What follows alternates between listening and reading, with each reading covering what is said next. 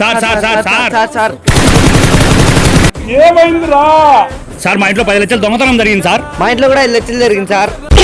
రే మీకు ఎన్నిసార్లు చెప్పినారా police station వచ్చి కంప్లైంట్ ఇవ్వమని? ఇంటికాడికి ఎందుకు వచ్చారు అసలు మీరు? స్టేషన్కి వచ్చామంటే నా బండి కూడా కొట్టేశాను సార్. మరి నీ బండిలో రావచ్చు కదరా? నాకుండేదే సైకిల్ సార్. ఆ సైకిల్లో ఈ దాకా వచ్చినాం సార్. శని ఆల్రెడీ ఎంటర్ అయిపోయాడు.